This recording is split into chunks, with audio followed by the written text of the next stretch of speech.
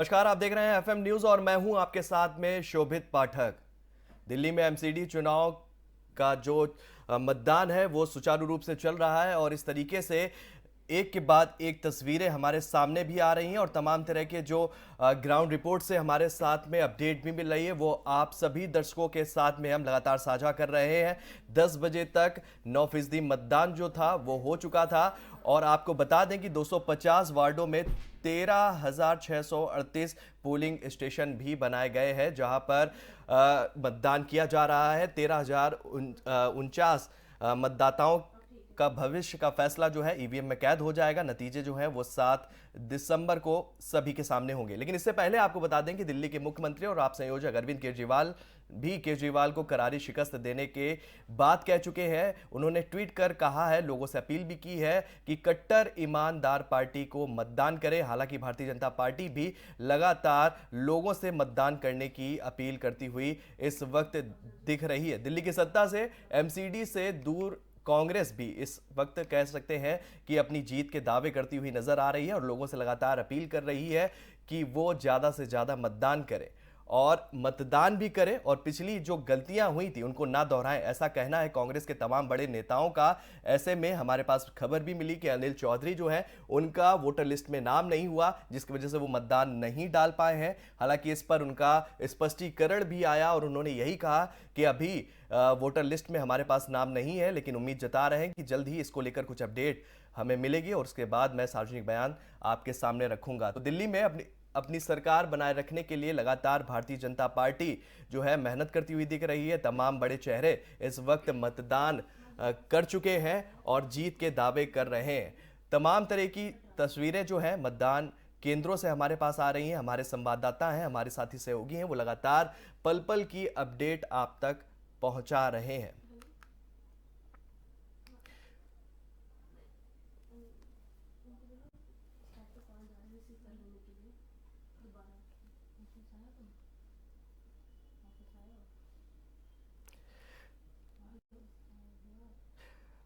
आपको बता दें कि एक बड़ी खबर भी हमारे पास आ रही है कि चितरंजन पार्क के पोलिंग बूथ पर मोबाइल नहीं लेकर अंदर नहीं जाने दिया जा रहा है। मोबाइल को लेकर सभी पोलिंग स्टेशनों पर अलग अलग की स्थिति बनी हुई है। कहीं ले जाने दिया जा रहा है और कहीं नहीं ले जाने दिया जा रहा है। इस तरह की समस्याएं भी लगातार हमारे सामने आ रही हैं।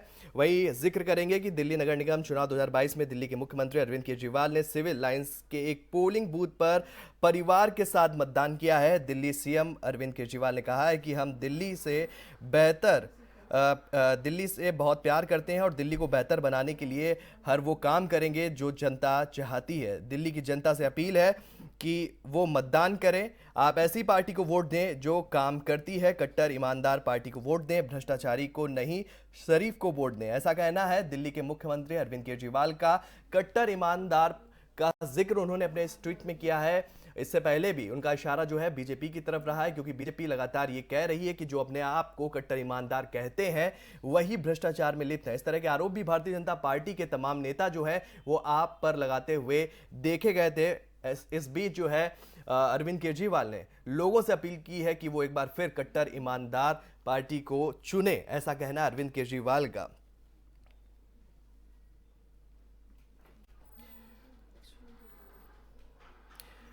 वहीं दिल्ली राज्य चुनाव आयोग मोबाइल मैसेज करके वोट देने की अपील कर रहा है। मैसेज में लिखा गया है कि एमसीडी चुनाव 2022 में मतदान आपका अधिकार है, आपकी जिम्मेदारी भी है, आप जरूर मतदान करें।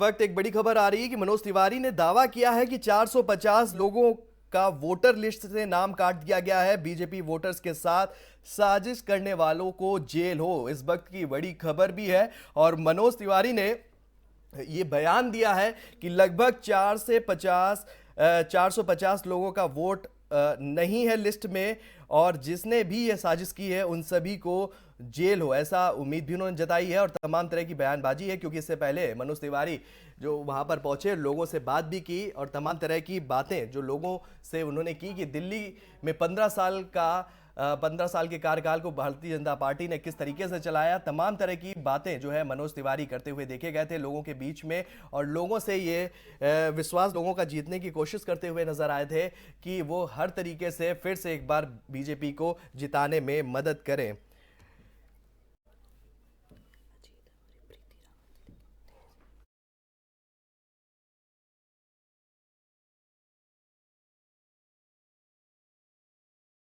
वक्त हमारे सहयोगी अजीत जुड़ चुके हैं। अजीत, आपसे जानना चाह रहे हैं कि क्या नज़ारा जो है आपके सामने है, कितना जो है लोगों में उत्साह देखने को मिल रहा है चुनाव को लेकर?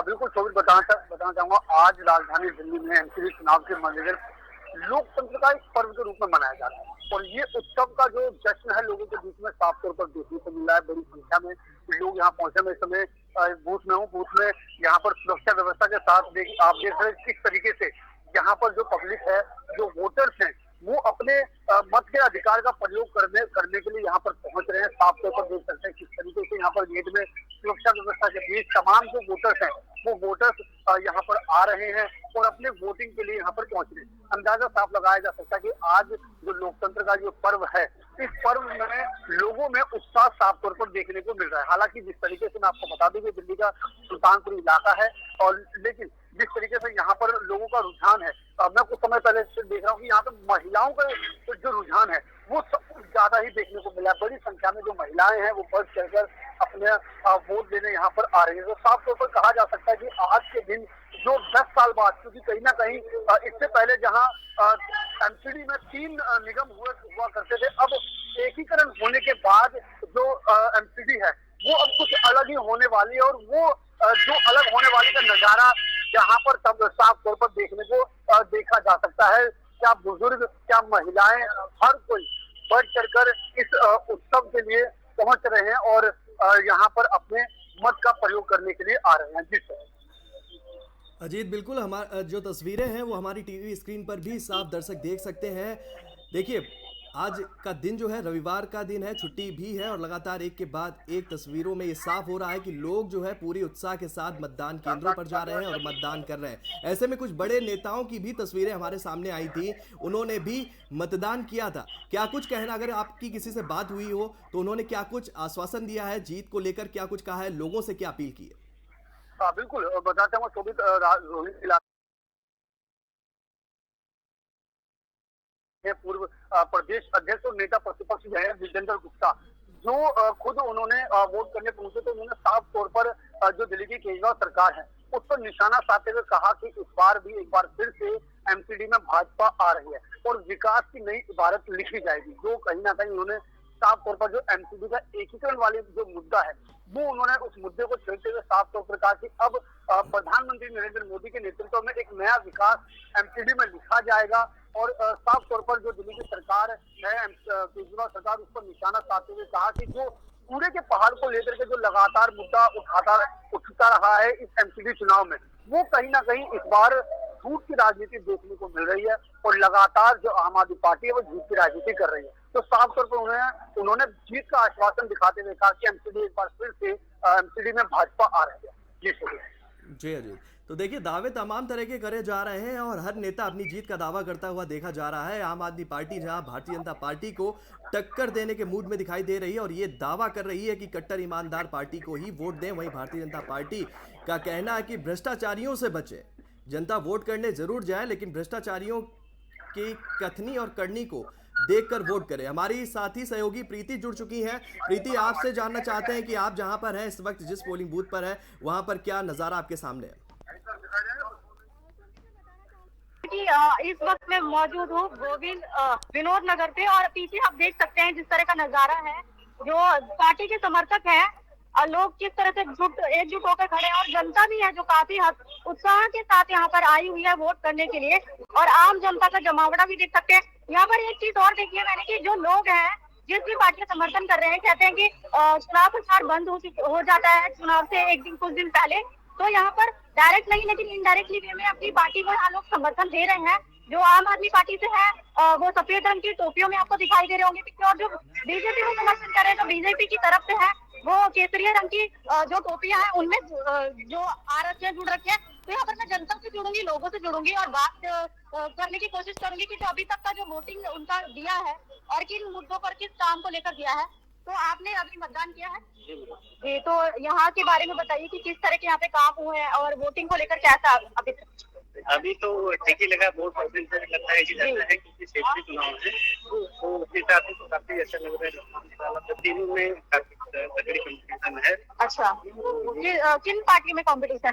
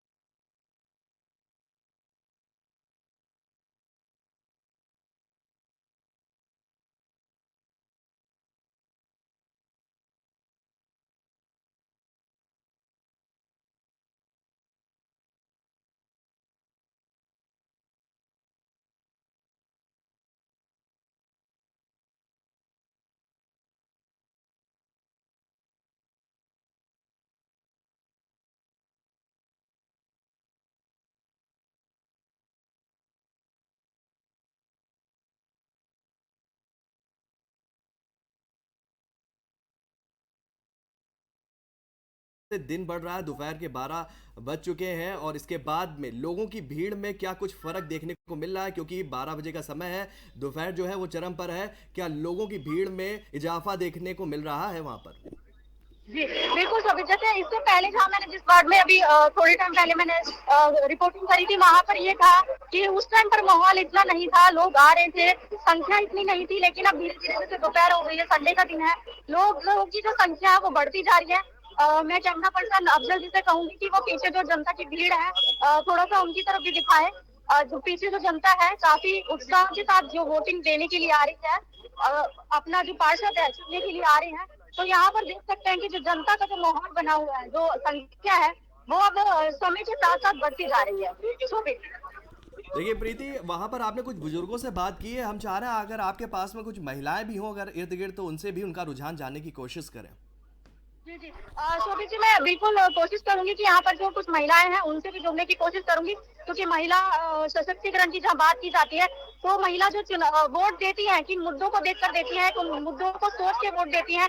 और अगर जो भी उन्होंने पार्षद चुना है, चाहे वो पार्षद महिला हो चाहे पुरुष हो, उन्होंने महिलाओं के लिए कहा और किस हद तक काम करा है उसके बारे में जानने की कोशिश करेंगे। तो मैं यहाँ पर महिला से जुड़ने की कोशिश करूंगी। तो यहाँ पर कुछ महिला है जो वोट कर आ रही है। मैम, मैं आपसे बात करना चाहूंगी, आप जैसे वोटिंग कर आ रही है मैम, अच्छा करने जा रहे हैं, अच्छा सुनिए, आप 2 मिनट बात देखकर अभी यहाँ पर महिलाओं की संख्या इस बूथ पे कम दिख रही है, लेकिन फिर भी मैं कोशिश करूंगी कभी दोबारा कि जो भी महिला जो वोट कर आई है उनसे बात करूं और जानने की कोशिश करूं कि यहाँ की जो चीजें हैं वो क्या बदलाव चाहती हैं या क्या अच्छा है, क्या सोचती उन्होंने वोट करा है। अभी तक तो जो ज्यादातर संख्या है वो बुजुर्गों की और पुरुषों की है, फिर भी मैं कोशिश करूंगी कि महिला से बात करके जो यहाँ के हालात है वो मैं आपको बताऊं। बिल्कुल प्रीति, हम आपसे लगातार संपर्क में रहेंगे और जानेंगे कि महिलाओं का रुझान क्या है, लेकिन इससे पहले अजीत का रुख कर लेते हैं। अजीत, देखिए आप सुबह से वहां पर मौके पर ही मौजूद हैं और तमाम तरह के जो नज़ारे हैं वो आप देख चुके हैं और आने वाले नज़ारों पर भी नज़र आप रखेंगे, लेकिन आपसे ही जानना चाह रहे हैं कि लगातार जहां एक तरफ राजनेता वो तमाम तरह के बयान देते हुए देखे जा रहे हैं, यहाँ तक कि मनोज तिवारी ने अभी एक बयान दे दिया, उन्होंने कहा है कि 450 लोगों का लिस्ट से नाम गायब है और हाँ ये कोई साजिश है और अगर इसमें जो भी दोषी होगा हम चाहते हैं कि उसको ज़रूर जेल हो। तो इस तरह की बयानबाजी भी हमें देखने को मिल रही है, लेकिन लोग जो है वो मतदान केंद्र में जा रहे हैं, आप उनसे लगातार संपर्क में हैं, लोगों का नजरिया क्या है, वो किस बात को सोचकर मतदान केंद्र में जा रहे हैं और अपने मताधिकार का प्रयोग कर रहे हैं? बिल्कुल शोभित, बताना चाहूंगा एमसीडी का चुनाव है, क्षेत्रीय मुद्दों का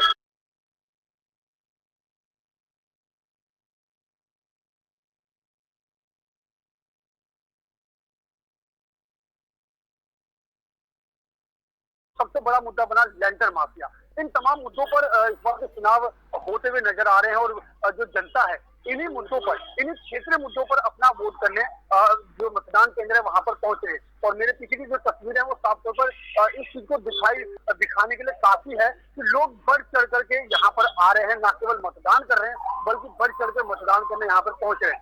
कुछ लोग आ रहे हैं, हम उसे जानने की कोशिश करेंगे कि किस तरीके से क्या मुद्दा रहता है, किन मुद्दों पर वो वोट करने आए हैं, इस पर हम अभी बात करेंगे। कुछ महिलाएं आ रही है मेरे पीछे, हम उनसे मैं जानने का प्रयास करूंगा कि क्या किस मुद्दों पर क्या मुद्दा रहा है भाई। तो अभी जैसे अभी इनका पर्चे भी बना नहीं था, मतलब कुल मिला के कहा जा सकता है कि इस बार जो वोट देने के लिए लोग बढ़ चढ़ करके वोट देने आ रहे हैं और खासा उत्साह देखने को मिल रहा है। मेरे पीछे आ रहे हैं, मैं इनसे मैं जानने की कोशिश करूंगा, आपको बताऊंगा, ये इनसे समझेंगे कि आखिरकार क्या मुद्दा रहा, किन मुद्दों पर इन्होंने वोट दिया, क्या मुद्दा था, आप वोट देने आए हैं, मैं देख रहा हूँ इस तरीके से आया, क्या मुद्दा है, मुद्दा का वर्ग समझ नहीं आ रहा। एमसीडी का चुनाव है, क्षेत्रीय मुद्दों का चुनाव रहता है, तो और भी लोगों से जानेंगे। अंजय जी, आप आए हैं कि क्या मुद्दा, किस मुद्दों पर इस बार आप वोट करने आए हैं यहाँ पे? जैसे हमारे बच्चों को कोई काम कर देंगे, झूठे वादे करते हैं, हमारे बच्चे को काम कर देंगे, झाड़ू पे लगाएंगे। आप किस हमारे बच्चों को नौकरी नहीं देते, हमारी वो और बच्चे नौकरी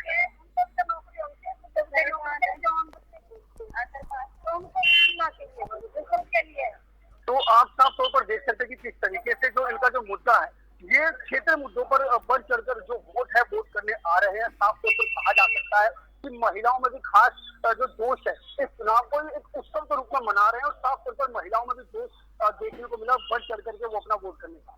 जी सर, देखिए बिल्कुल अजीत, जिस तरीके से महिलाएं ये कहती हुई दिख रही हैं कि हम चाहते हैं कि हमारे बच्चों को रोजगार मिले। रोजगार की समस्या जो है पूरे देश में बड़ी समस्या है। तमाम तरह के राजनीतिक दल हैं, तमाम तरह के राजनेता हैं, जब जीतने से पहले वो लोगों के बीच में जाते हैं और ये कहते हुए नजर आते हैं कि अगर हमारी सरकार बनेगी तो रोजगार लोगों को जरूर मुहैया होगा, लेकिन जीतने के बाद में वो बातें जो है वो धरी की धरी रह जाती हैं और तमाम तरह की फिर अटकलें लगाई जाती हैं और फिर धीरे धीरे वो मैदानी क्षेत्र से गायब हो जाते हैं। कहने का मतलब वो अपने जो उनका संसदीय क्षेत्र है, जो उनका एरिया है, वहां से वो धीरे धीरे गायब हो जाते हैं। ये भी मुद्दा इस वक्त बड़ा है, लेकिन दिल्ली के अगर मुद्दों की बात करते हैं तो कूड़े की समस्या एक बड़ा मुद्दा है, पानी की समस्या एक बड़ा मुद्दा है, भ्रष्टाचार का मुद्दा एक बड़ी समस्या है, रोडों में गड्ढों की समस्या बड़ी समस्या। इस तरीके की समस्याएं भी हमारे सामने निकल कर जरूर आती हैं। लेकिन अगर हम थोड़े दिन पहले अगर हम गौर करते हैं जिस तरीके के इन समस्याओं को लेकर जो भारतीय जनता पार्टी है, जो आम आदमी पार्टी है, यहाँ तक कि जो कांग्रेस पार्टी है,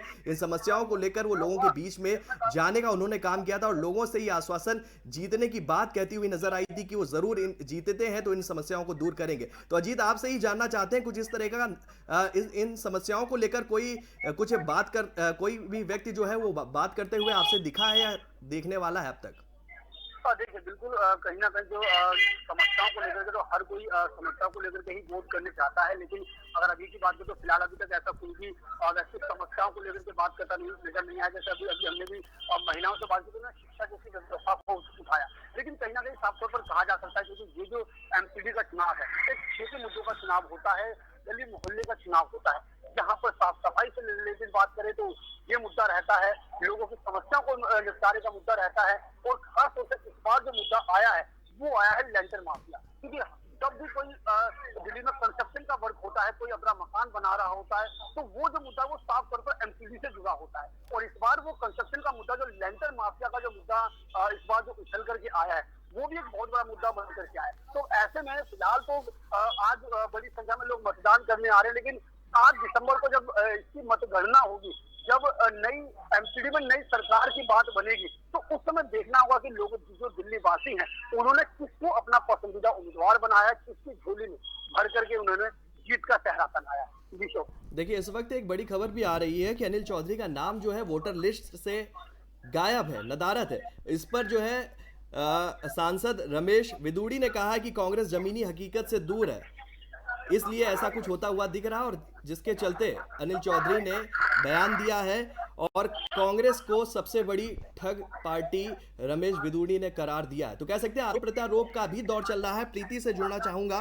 प्रीति, आपसे ही जानना चाह रहे हैं कि वहां की मौजूदा स्थिति को देखते हुए क्या इस तरह के जो मुद्दे हैं, भ्रष्टाचार है, जिसमें महंगाई है, शिक्षा है, रोजगार है, और कह सकते हैं कि सड़कों की अव्यवस्था है, कूड़े के पहाड़ है और पानी की समस्या, क्या इस तरह के कोई मुद्दे अभी तक आपके सामने किसी भी कह सकते हैं जो लोग वहां पर मतदान के लिए पहुंच रहे हैं, क्या कुछ इस तरीके की बात आपके सामने रखते हुए देखे गए हैं क्या?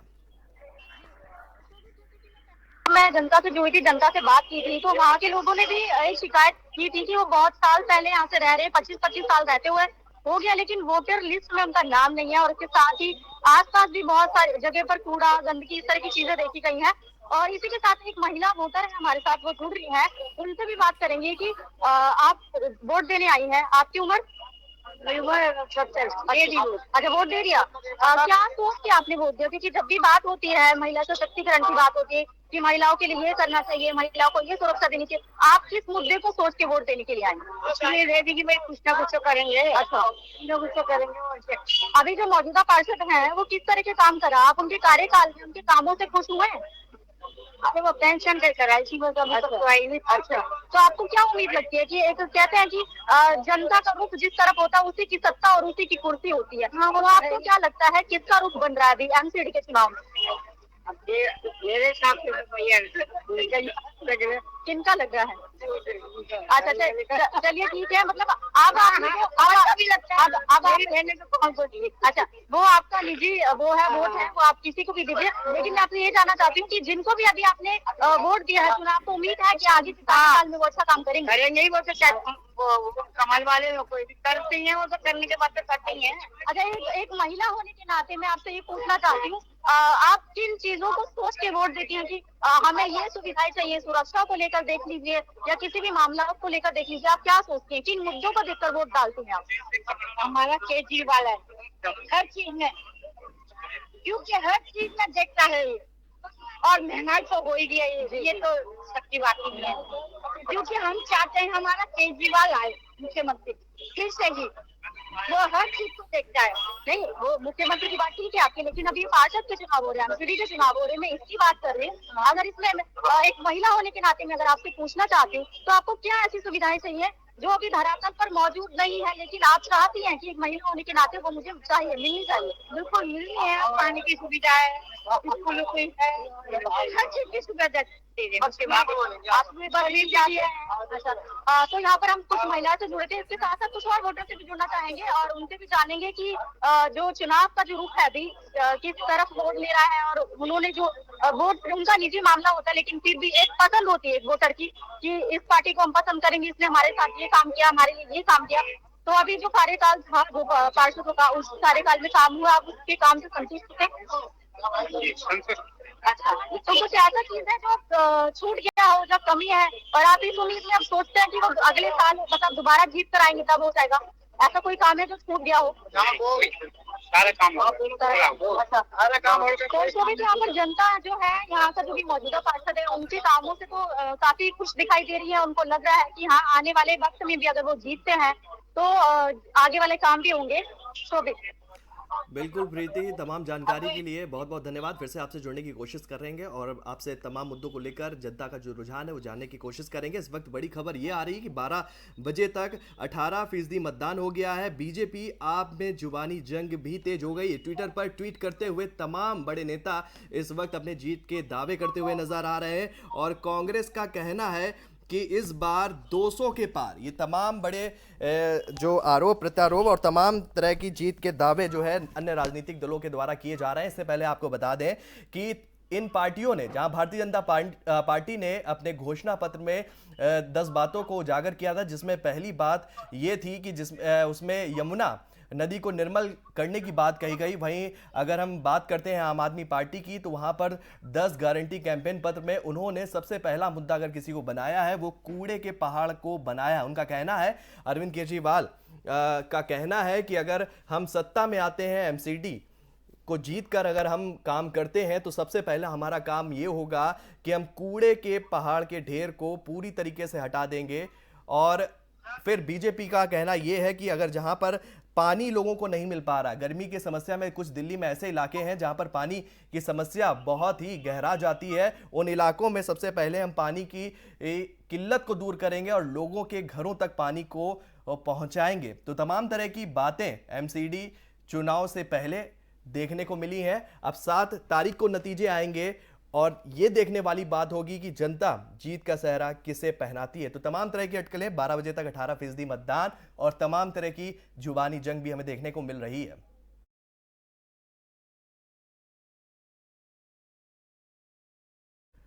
तो एमसीडी चुनाव को लेकर हर ताजा अपडेट हम आप तक पहुंचा रहे हैं। हमारे सहयोगी जो है लगातार ग्राउंड जीरो से कवरेज कर रहे हैं और हर एक छोटी से छोटी बात आप तक पहुंचाने की हम कोशिश कर रहे हैं। तो फिलहाल हमारे साथ इतना ही, जल्द ही फिर हाजिर होंगे। हमें दीजिए इजाजत, नमस्कार।